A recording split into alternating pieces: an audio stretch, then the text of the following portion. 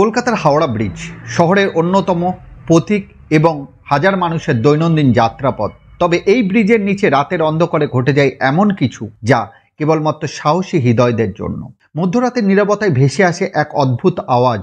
অনেকের মতে এটি কারো কান্না, কারো অস্পষ্ট আর্তনাদ। স্থানীয় বাসিন্দারা বলেন এই আওয়াজ কোনো সাধারণ আওয়াজ নয়, এটি অতৃপ্ত আত্মাদের উপস্থিতি। নমস্কার, আমি সব্যসাচী। আজ আপনাদের শোনাবো খুব পরিচিত হাওড়া ব্রিজের রহস্যময় কাহিনী ও তার আর্তনাদ। প্রত্যক্ষদর্শীদের মতে গভীর রাত্রে নদীর উপরে শোনা যায় অস্পষ্ট কান্নার শব্দ।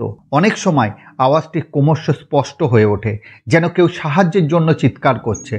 ব্রিজের নিচে ঘন কালো জলে আলোর ঝলকানি বা অদ্ভুত ছায়া দেখতে পাওয়া যায়। হাওড়ার ব্রিজের নিচে ঘটে গেছে অনেক মর্মান্তিক আত্মহত্যার ঘটনা। স্থানীয়রা বলেন এই আত্মহত্যাগুলোর সঙ্গে রহস্যময় আওয়াজের গভীর যোগ রয়েছে। কথিত আছে যারা ব্রিজ থেকে ঝাঁপ দিয়েছে তাদের আত্মারা আজও মুক্তি পায়নি। অনেকে মনে করেন এই আওয়াজ হলো তাদের শেষ আকুতি, যা তারা মৃত্যুর আগে ব্যক্ত করতে পারেনি। কিছু নৌচালক দাবি করেন গভীর রাত্রে তারা নদীতে অদ্ভুত জিনিস দেখেছেন, কেউ যেন তাদের দিকে হাত বাড়িয়ে সাহায্যের আহ্বান জানাচ্ছে। বিশ্বাসীদের কাছে এটি অতৃপ্ত আত্মাদের কাহিনী হলেও বাস্তবিদের মতে এই আওয়াজ সম্ভবত হাওয়া ও নদীর স্রোতের মিলিত শব্দ।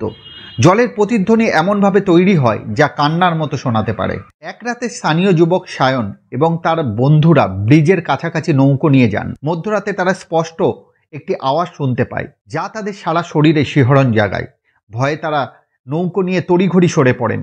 পরে সায়ন জানান তিনি স্পষ্ট দেখেছেন এক নারীর ছায়া, যিনি জলে ডুবে যাচ্ছেন। রহস্যময় এই আওয়াজ প্রকৃতি সৃষ্টি করেছে নাকি অতৃপ্ত আত্মাদের কান্না, তা আজও অজানা। তবে এই কাহিনী স্থানীয় লোকগাথায় মিশে গিয়ে এক ভয়ের আখ্যান তৈরি করেছে। হাওড়া ব্রিজ আজও রাতের বেলা কৌতূহলী এবং সাহসীদের চ্যালেঞ্জ জানায়। আপনি কি কখনো এমন রহস্যময় কিছু অভিজ্ঞতা করেছেন? এই গল্প আপনাকে কি ভাবায়? এটি কি কেবল স্থানীয় গুজব নাকি সত্যি লুকিয়ে আছে কোনো অদ্ভুত শক্তি?